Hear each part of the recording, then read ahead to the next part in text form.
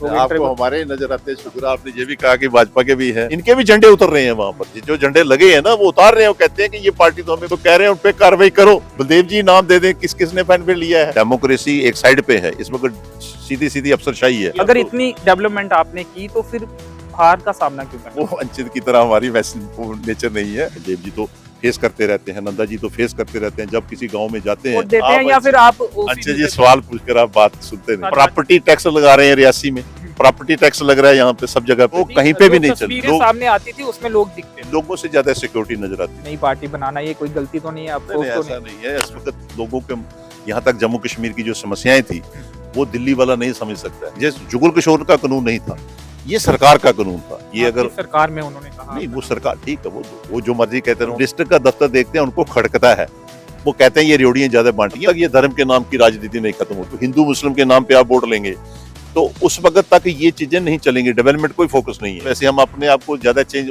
इससे अलावा क्या चेंज कर सकते हैं? तो एमएलए वोट ले लेता, उसके बाद नजर नहीं आता था। नमस्कार, आदाब, सत श्री अकाल दोस्तों, मैं हूं अंचित शर्मा और आप सभी का रियासी अपडेट्स में स्वागत है। इस समय हमारे साथ पूर्व मंत्री और डेमोक्रेटिक आजाद पार्टी के प्रोविंशियल प्रधान जुगल किशोर शर्मा जी है। इनसे कई सारे मुद्दों पर बातचीत करेंगे। स्वागत है आपका। आज कैसे रियासी आना हुआ है और पिछले दिनों पूर्व एमएलए बलदेव राज शर्मा जी ने भी आप पर कुछ टिप्पणी की थी, उस पर कुछ कहना चाहेंगे आप? मेरा आज जो आना हुआ यहाँ पे अच्छा जी, एक तो मैं पहली दफा रात को अंधेरे में और स्टेडियम में इंटरव्यू ले रहे हो आप मेरे से, मुझे आपने पकड़ लिया। बीजेपी ने अच्छी डेवलपमेंट करवाई है, पवेलियन भी बनाया। ये आप उनको क्रेडिट मत दो, इसमें रोल हमारा भी है। शुरू में जिस वक्त आप रिकॉर्ड निकाल कर देखें, शुरुआत हमने की थी। उनके दौर में बना तो जैसे पार्क का दावा आप करते, जिस वक्त शुरुआत हमने की, कंप्लीशन उनके टाइम पे हुआ। रिकॉर्ड निकाल कर देखना उसमें आप मत। इसका क्रेडिट किसे जाएगा? दोनों को जाएगा या 50-50 उसमें अगर उस एंगल से देखें। लेकिन खैर जिस वक्त डिस्ट्रिक्ट बनी तो ये सारी चीजें वैसे आनी थी, तो जब डिस्ट्रिक्ट बन गया तो ये सारी फैसिलिटी ये सारी चीजें आनी थी, तो इसलिए मेरे ख्याल उनका शेयर कम बन, उनका शेयर नहीं बनता उसमें। हमारे चैनल पर बलदेव राज शर्मा जी ने आपका नाम लेकर कुछ कहा था, तो हमें जरूरी लगा कि आपसे बातचीत करना जरूरी है। आपका पक्ष भी उस पर अच्छा मैंने सुना आपका, उस दिन मैं सुन रहा था वहाँ बेसिकली जो एक इस वक्त इम्पोर्टेंट इशू चला है लैंड रो का, उस इशू में आपने सवाल पूछा था और उस इशू में उन्होंने कहा था कि ये जब रोशनी एक्ट बना और रोशनी एक्ट के अंदर बहुत सी धांधलियां हुई, उन्होंने ये जिक्र किया था। और रोशनी एक्ट जिस वक्त बना तो उसके साथ साथ उन्होंने, क्योंकि उनके दिमाग में कुछ और बातें भी थी जो आप रेवड़ियां बांटेगी आपके द्वारा, क्योंकि हाई कोर्ट ने भी कुछ ऐसा डिसीजन दिया कि रोशनी एक्ट को खारिज कर दिया उन्होंने, तो उसके आधार पर उन्होंने ये नहीं, मगर उन्होंने जो जमीन को छोड़कर रेवड़ियों पे आ गए थे, क्योंकि जमीन और रेवड़ियों में फर्क है। और मैं जहां तक समझता हूँ आपका समझना और मेरे समझने में फर्क है। मैं अक्सर कई दफा सुनता हूँ, कई दफा जाता हूँ मैं जिस वक्त फील्ड में, गाँव में या यहाँ रियासी में भी आते हैं, तो कई दफा चर्चा होती है, तो कई दफा लोग कहते हैं कि जुगल जी आपने ये काम किया है, रोड बनाई है, पुल बनाए हैं, कॉलेज बनाए, स्कूल बनाए, तहसीलें बनाई। इवन जब मैं एमएलए बना तो सबसे पहले मैंने 10+2 स्कूल कटरा रियासी में बनाया था, यहाँ गर्ल्स का स्कूल नहीं था। उसके बाद भी 2 बार लोगों ने आपको हरा दिया। अगर इतनी डेवलपमेंट आपने की तो फिर हार का सामना क्यों करना? ये अंशित जी आपने मुझसे ज्यादा आपने लोगों से पूछना चाहिए कि आप डेवलपमेंट के नाम पे वोट देते हैं या जो डेवलपमेंट करता है उसको हराते हैं। ये तो आपका और उनके लोगों के दरमियान। हमारा काम है जिस वक्त हम कहीं पे बैठे हों, चाहे हम एमएलए हों, चाहे हम एमएलसी हों, चाहे हम किसी भी पोस्ट पे बैठे, किसी भी जगह पे पॉलिटिकल बैठे, तो हमारा फर्ज बनता है वो हम करते हैं। किस आधार पर लोग अपने वोट का इस्तेमाल करते हैं, अपने मत का इस्तेमाल करते हैं? क्या अभी भी वैसे कर रहे हैं या वोटर बदले हुए हैं, उनके जहन में अब बदलाव? अंशित जी बड़ा लंबा सवाल है। जहाँ तक मैं समझता हूँ, जिस वक्त मैं इलेक्शन लड़ने आया तो मेरा कोई टारगेट नहीं था जिसमें पॉलिटिकल फील्ड में आया। मेरा ये नहीं था कि मैं एमएलए बनूंगा, मिनिस्टर बनूंगा। क्या आप भी वो करेंगे जिस आधार पर लोग सुन लीजिए, किस आधार पर लोग वोट देते हैं, या फिर आप अंशित जी सवाल पूछकर आप बात सुनते नहीं। मैं जिस वक्त इलेक्शन में गया तो मैं जिस वक्त हम रियासी असेंबली में घूमे, एक शिकायत लोगों की रहती थी कि जिस वक्त इलेक्शन होती है तो एमएलए नजर आता है, उसके बाद नहीं आता है, वोट लेता है, उसके बाद चला जाता है। कई जगह पे मैं गया, मैंने पूछा बुमाग के अंदर, यहाँ जो हमारे उससे हमसे पहले जो एमएलए थे, तो उन्होंने खुद कहा उन्होंने कि जिस वक्त इलेक्शन हुई तो वो आए, उसके बाद वो नहीं आए, और जब इलेक्शन होती है तब आते हैं। तो मैंने उनसे एक वायदा किया था कि मैं डेवलपमेंट भी करूंगा और आप मुझे अगर वोट देते हो तो मैं आपको नजर भी आऊंगा, ये ऐसा नहीं है। और मैं आपको ये दावे के साथ कह सकता हूँ कि हम दोनों चीजों पे खरे उतरे। उससे पहले की सिचुएशन और थी, जो लोग नहीं नजर आते थे, एमएलए वोट ले लेता, उसके बाद नजर नहीं आता था। अब यहाँ जो आपने सवाल पूछा लोगों का, ये फैसला लोग करते हैं। अब ये बड़ी बदकिस्मती है कि लोग लोगों की डेवलपमेंट इससे रुक जाती है। मैं अपनी बात नहीं कर रहा हूँ कि मुझे वोट देने चाहिए, अगर काम किया हो तो मुझे वोट मिलने चाहिए या देने चाहिए, अगर नहीं किया तो नहीं देने चाहिए। और ये हमने जो पहले वाली प्रथा चेंज की थी। मेरा सवाल ये निकला आपकी बातों से कि लोगों का जहन अब बदला है या आप अपने आप को बदलेंगे, किस आधार पर लोग वोट देते हैं, आप क्या कहना चाहते हैं? नहीं, अब मैं कैसे बदल सकता हूँ? मैं किसको बताऊं? यह धर्म के नाम पे वोट देते हैं। अब मैं धर्म की बात तो हम भी करते हैं, रिलीजियस माइंड से हम भी चलते हैं। हमने भी यहाँ धर्म के काम किए हैं, शिवखोड़ी बोर्ड बनाया है, या और जैसे नौ देवी जब मैं कई दफा कहता हूँ, तो हमने तो अपने आप को तो चेंज, हम तो जैसे हैं वैसे हम अपने आप को ज्यादा चेंज, इससे अलावा क्या चेंज कर सकते हैं? डेवलपमेंट करना, जो जिसको वोट दिया जाता है, जो ये वोट राइट जो बना है, जो जब हमारा कॉन्स्टिट्यूशन बना उसके अंदर जो डेमोक्रेसी का जो सिस्टम है, उसमें ये है कि आपने अपना 5 साल के लिए नुमाइंदा चुनना है। अगर वो काम करता है उसको वोट दो, अगर वो काम नहीं करता उसको वोट नहीं दो। अब उस आधार पे देखा जाए तो उस आधार पे यहाँ पे फैसले लोग नहीं करते हैं कुछ अरसा से, जब से ये धर्म के नाम आगे करेंगे क्या लगता है? जब तक ये धर्म के नाम की राजनीति नहीं खत्म होती है, जब तक आप धर्म के नाम पे राजनीति, अब जब हिंदू मुस्लिम के नाम पे आप वोट लेंगे तो उस वक्त तक ये चीजें नहीं चलेंगी, डेवलपमेंट कोई फोकस नहीं है। आज ही आप देख लीजिए कितना कुछ हो रहा है यहाँ पर। लैंड रो का जो इश्यू चल रहा है इस वक्त, जो लैंड जिसमें आपने शुरुआत की थी रेवड़ियों वाली बात आपने रेवड़ी वाली शुरू थी, मैंने आपको बताया। कैसे डिफेंड करेंगे अपने आप को, क्योंकि उन्होंने कहा कि डिफेंड करना है रोशनी एक्ट, क्योंकि हाई कोर्ट का फैसला है, उसके बाद ये खारिज हुआ है एक्ट, और ये कहा गया कि नहीं, एक्ट नहीं खारिज, बेसिकली PLI हुई थी वहां पे। जो गुलाम नबी आजाद साहब ने जब ये कानून बनाया, उस कानून को जब बनाया गया तो उसमें ये था कि आज की डेट में, जैसे आज हम देख रहे हैं, मैंने भी ये सवाल पूछा था आजाद साहब से जिस वक्त कैबिनेट में ये फैसला हो रहा था, ये मेरी तरफ से नहीं था कि जुगल किशोर की तरफ, ये सरकार की तरफ से फैसला था, ये कानून बना था। कानून जिस वक्त कोई MLA बन जाता है, जब इलेक्टेड सरकार बनती है तो सरकार बनाती है, जिस जुगल किशोर का कानून नहीं था, ये सरकार का कानून था। ये अगर सरकार में उन्होंने कहा नहीं, वो सरकार ठीक है, वो जो मर्जी कहते रहे उन्होंने, आप फिर वही बात आ रही है ना, उनको ये जब डिस्ट्रिक्ट का दफ्तर देखते हैं उनको खड़कता है, वो कहते हैं ये रेवड़ियां ज्यादा बांटी हैं, उस तरफ लिया था उन्होंने। लेकिन मैं उस बात पे नहीं जाता, मैं इस बात पे बताता हूँ आपको। PLI हुई थी जिस वक्त, आपने देखा होगा पब्लिक लिटिगेशन जिस वक्त हुई, वो इस आधार पे हुई थी कि इस एक्ट का नाजायज फायदा लोगों ने लिया है। तो हम कहते हैं ऐसे प्रावधान क्यों नहीं रखते कि कोई गलत फायदा नहीं ले सकता? आप कोई भी कानून निकलता है, किसी के पास, जिसके पास कई दफा ये कैमरा किसी के हाथ में आ जाता है, तो आप अच्छे हो तो आप नहीं इसका फायदा उठाते हो, तो कुछ लोग इसका फायदा भी उठाते हैं, इसी का भी। तो वो क्यों फायदा उठाते हैं, आइए आप जवाब मुझे नहीं दे सकते हो। इसी तरीके से जब कानून बनता है, कोई भी कानून बनता है, तो जिस कानून के दायरे में जो चीजें आती थी वो आई, अब उसमें किसी ने नाजायज फायदा उठाया। अब उन पर कार्रवाई की अगर बात हो रही है, उन्हीं लोगों पर कार्रवाई की, क्योंकि आश्वासन ये दिया जा रहा है कि गरीब लोगों पर कार्रवाई नहीं होगी, और अगर बड़े लैंड ग्रैबर्स पर उस समय जिन्होंने गलत तरीके से फायदा लिया उन पर कार्रवाई होती है, तो अब आपत्ति क्या है? अब खाली हम कहाँ आपत्ति कर रहे हैं? हम तो नहीं कर रहे हैं, हम तो कह रहे हैं उन पे कार्रवाई करो। बलदेव जी नाम दे दें किस किसने बेनिफिट लिया है। हम कह नाम तो आपके नेता, आपके प्रधान जम्मू कश्मीर के और पूर्व मुख्यमंत्री गुलाम नबी आजाद जी का भी, एक उनके परिवार वालों का भी ये कहा जा रहा है कि जमीन उनके नाम भी है, उस पर क्या कहें? अच्छा जी, आपने इसमें थोड़ा सा था, जब भी आप सवाल पूछते हैं थोड़ा सा चेक भी कर लीजिएगा। उनका ये है कि 100 साल पहले उनके बुजुर्गों की जगह, जहाँ जो 145 कनाल जगह है, वहाँ बलेसा के ऊपर, पता नहीं क्या नाम है उसका, ये गांव के अंदर क्या होता था कि जैसे नीचे गांव पे घर है तो ऊपर ढोके कहते हैं डोगरी में हमारे, जैसे यहाँ पे भी है, आप बमाक के अंदर चले जाओ जिसका घर नीचे है, ये रेवेन्यू वालों ने तो सारी खबरें निकाली है ना।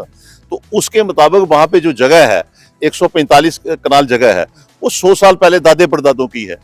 जहां तक आप भी जानते, मैं भी जानता हूँ, गुलाम नबी आजाद साहब बलेसा में कभी रुके नहीं, रहे नहीं है। बचपन में कहीं रहे, जब जिस पॉलिटिक्स में आ गए 50 साल से वो दिल्ली में है ना, वो उसके बाद कभी 50 साल में गए ना, वो आज जाएंगे। जब भी आपने इंटरव्यू उनके सुने होंगे, शुरू से ही सबसे पहले आवाज ही उन्होंने कल निकाली कि ये जो कानून जो 1 जनवरी से निकला है, 1 जनवरी में जो डायरेक्शन दी है यूटी गवर्नमेंट ने, ये गलत है। इसमें उन्होंने कहा है कि रकबा सरकारी रकबा जिसके पास भी होगा, जब से भी होगा, उसको वेकेशन के लिए, खाली करने के लिए कहा, इवेक्शन के लिए कहा।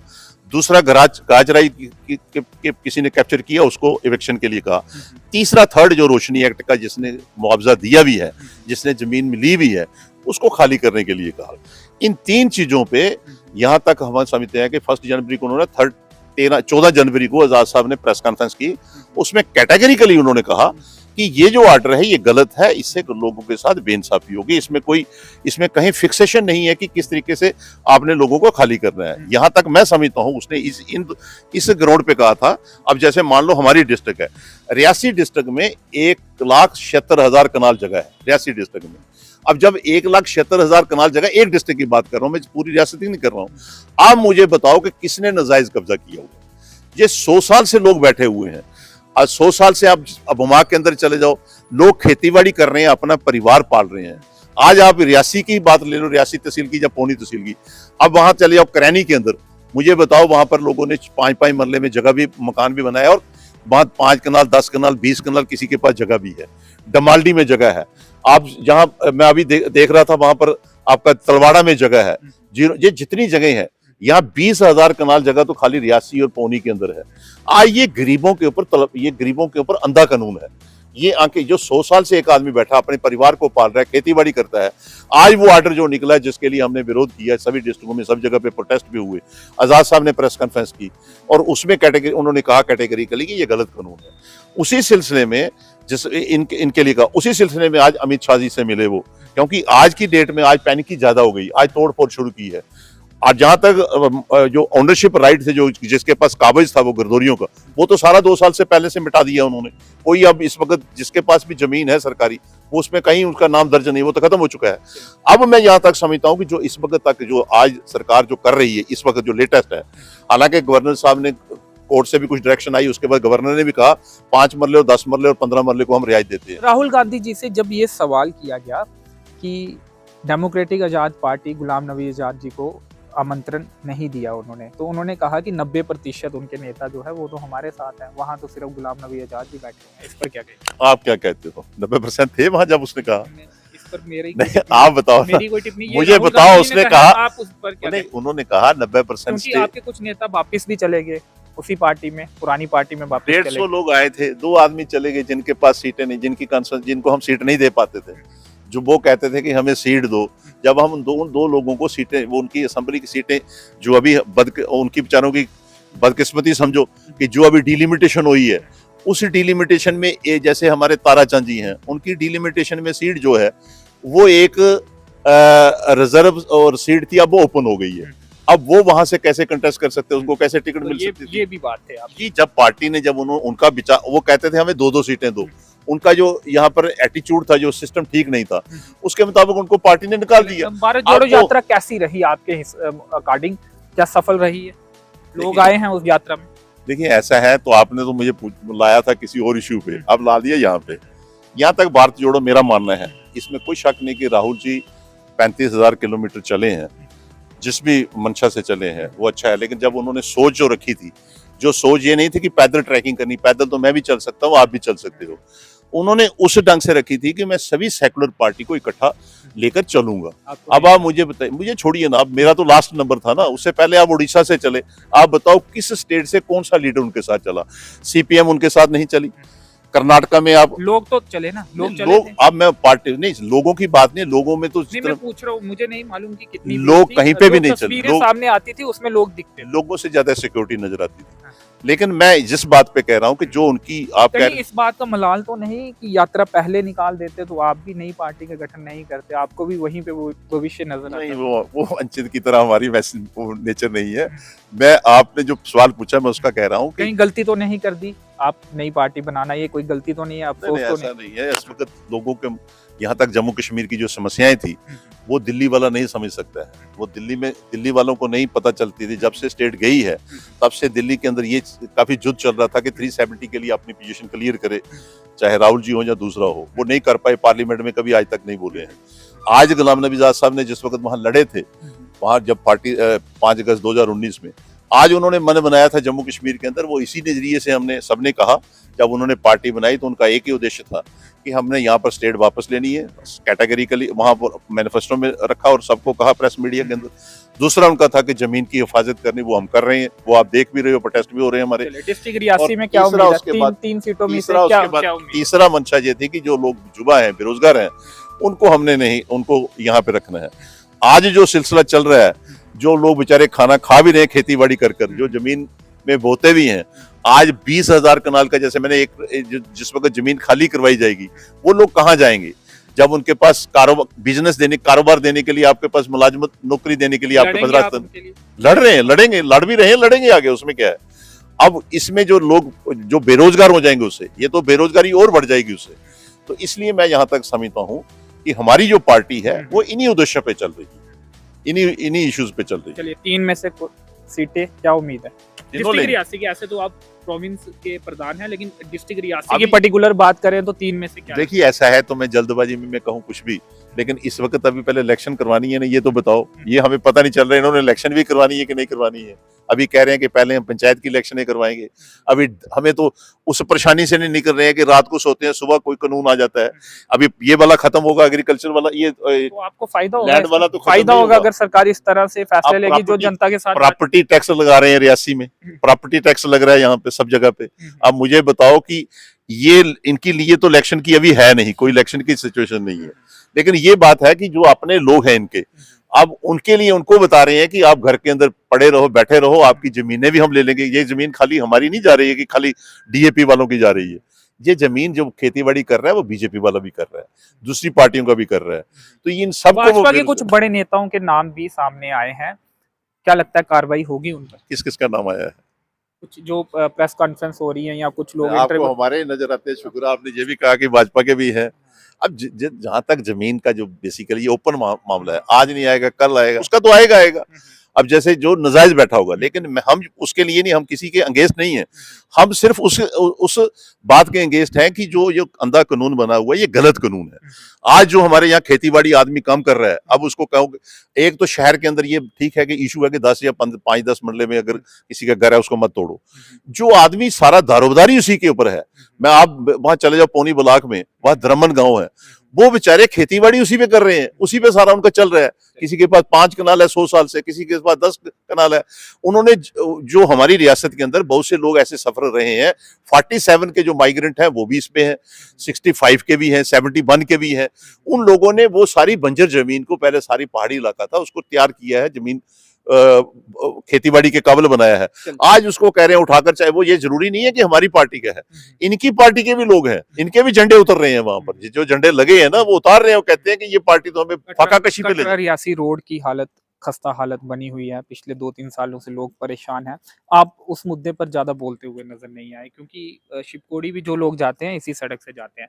अपोजिशन नेता होने के नाते आपको इन मुद्दों पर बोलना चाहिए ताकि जनता की आवाज को जल्दी सुना जाए। अच्छा जी, हम बोलते भी बड़ी चीजें हैं, लेकिन एक पर्टिकुलर इशू पे नहीं बोला होगा, इसलिए नहीं हम बोला हमने आपको कि लगता है ये छोटा मुद्दा है? आप नहीं, छोटा नहीं है। हम ये देखते रहते हैं कि यहाँ पर डिस्ट्रिक्ट के ऑफिसर रोज उस रोड से निकलते हैं, बजाय हर चीज खाली अपोजिशन से नहीं होती है। या आपको लगता है हल हो जाएगा बोलने से, तो फिर नहीं, वोट ऐसा- किसी ऐसा- और तरफ चले जाए?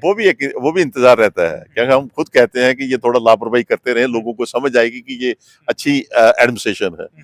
लेकिन यहाँ तक इस वक्त जो बोलने की बात नहीं है, यहाँ पर तो किसी पार्टी के खिलाफ तो बात है नहीं। जो इस वक्त मौजूदा झूठी सरकार है उसके लिए है। उसमें हम ये समझते हैं कि जब डेमोक्रेसी एक साइड पे है, इस वक्त सीधी सीधी अफसरशाही है, अफसरशाही में उनका खुद फर्ज बनता, हमसे ज्यादा बनता है कि उनका खुद फर्ज बनता है कि अगर वो इस सड़क से, उस रोड से रोज गुजरते हैं, रोज आते और जाते हैं, मेरे ख्याल डिस्ट्रिक्ट का दफ्तर ही, डिस्ट्रिक्ट का रास्ता ही यही है, हर एक अफसर गुजरता है। बिजली पानी की उसको बेहद चाहिए। समस्या है। बिजली के लिए तो इस वक्त जो हमारे टाइम था, जैसे हमें कटरा के अंदर ही मैं अपनी बात बताऊं, वहां 2 घंटे का कट हुआ करता था किसी जमाने में। जब हम एमएलए बने तो हमने 24 घंटे की बिजली रखी, क्योंकि वहां से बाहर से यात्री आते हैं। लेकिन और ये कहा जा रहा है आज कि की जम्मू डेट कश्मीर में बदल रहा है, तो कट भी बढ़ रहे हैं। यही बदल रहा है ना, यही सब चीजें कर रहे हैं। अब क्या करें हम, बात तो वही आ नहीं, जाती आप अपोजिशन के नेता हैं, आपको वही जनता कर के रहे मुद्दे हैं। उठाने पड़े। वही हम करते हैं, लेकिन सुनाएं किसको? आप सुनने वेट वाले एंड, मुझे लग रहा है आप वेट एंड वॉच कर रहे हैं। नहीं, ऐसा नहीं है, लेकिन सुनाएं किसको? किसने सुनना है? आज इससे बड़ा क्या हो सकता है? इस वक्त जो रियासत कौन सुनेगा, किसको सुनाए, इसलिए चुप बैठे। जम्मू कश्मीर यूटी में सबसे बड़ा कौन है? Governor LG. उसको प्रोटेस्ट नजर नहीं आ रहे, उसको यहाँ पर नजर नहीं आ रहे। वो डे बाय डे रोज शाम को कोई ना कोई टैक्स इंपोज कर रहे हैं, कोई ना कोई एक्ट इंपोज कर रहे हैं। ये निर्देश कहाँ से आ रहे हैं? क्या केंद्र से ये निर्देश, आपको क्या लगता है, अपने लेवल पे कर रहे होंगे या केंद्र से निर्देश आते हैं उसका पालन करवाते हैं? ये तो केंद्र से ही है ना, सरकार तो नहीं की है। इसमें अगर डबल इंजन वाला सिस्टम है ना यहाँ पे, जिसको डबल इंजन ये खुद ही कहते हैं। आज तो अमित शाह चीफ मिनिस्टर है ना इस रियासत के, इसे जम्मू कश्मीर यूटी के होम मिनिस्ट्री इसका मालिक है ना। कोई भी कानून, कोई भी एक्ट, कोई भी एक्शन वो तब तक नहीं हो सकता है जब तक होम मिनिस्टर अप्रूव नहीं करे। इसीलिए गुलाम नबी आजाद साहब होम मिनिस्टर के पास गए थे कि जम्मू कश्मीर यूटी के अंदर बुरा हाल है, कोई ऐसी जगह खाली नहीं रही है, यहाँ पर लोग सड़कों पर नहीं आए हैं। जी चलिए, अंत में रेवड़ी वाले सवाल पर और बीजेपी के नेताओं को साफ तौर पे क्या कहना चाहते हैं? मैं समझता हूँ कि पार्टी कोई भी हो उसको लोगों के काम करने चाहिए, लोगों की समस्याएं सुननी चाहिए। आज सबसे बड़ा जो इस वक्त समस्या है वो इस वक्त लैंड जिस वक्त जो लैंड कानून जो बना एक्ट निकला, इस वक्त निकला है कि लोगों को खाली करवाने के लिए। मैं आपके द्वारा, आपने मुझे पूछा, मेरा वो नहीं, फर्ज नहीं बनता, लेकिन फिर भी आपने मुझसे कहा, मैं यही कहूंगा बीजेपी वालों को कि इस वक्त आप जाएं फील्ड में, जिस लोगों की ये मकान शकान छोड़िए। आज हमारी रियासी डिस्ट्रिक्ट के अंदर खेतीबाड़ी होगी तो लोगों को रोटी मिलेगी, खेतीबाड़ी नहीं होगी तो रोजी रोटी नहीं मिलेगी। आज जो हमारे जितने भी इस वक्त 20,000 कनाल जगह है, 90% वो खेतीबाड़ी की है। आप वहां देखें जाकर, और उसके बाद एलजी साहब को या अमित शाह जी को कहिए कि कोई ऐसा कानून बनाइए जिससे कि वो लोगों की रोजी रोटी नहीं जानी चाहिए। ये मैं साफ कहता हूं, नंबर 1। नंबर 2, जो रेवड़ी वाली बात की है, मैं ये कहूंगा अपने द्वारा, जैसे आपने मुझे पूछा बारंबार, एमएल बलदेव जी तो फेस करते रहते हैं, नंदा जी तो फेस करते रहते हैं। जब किसी गांव में जाते हैं, देते हो कि आप जुगल जी ये रोड आपने यहाँ छोड़ी है तो इससे आगे क्यों नहीं ली है, ये तहसील जो बुमाग की थी वो यहाँ है, बुमाग में क्यों नहीं खोली है। तो मैं ये कहूंगा कि जब हमने ये रेवड़ियां बांटी हैं तो आपको अगर 2 टेन्योर मिले हैं तो आपने ये रेवड़ियां क्यों नहीं संभाल कर रखी है। तो इसलिए ये मैं कहूंगा लोगों से भी कि आपने भी सोच समझ कर, जो भी नुमाइंदा चुनना हो, वोट देना हो, वो सोच समझ कर देना चाहिए।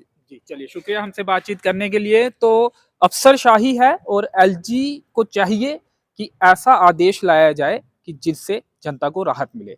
फिलहाल इस इंटरव्यू में इतना ही। मेरे सहयोगी प्रदीप भगत के साथ मुझे दीजिए अनुमति। धन्यवाद।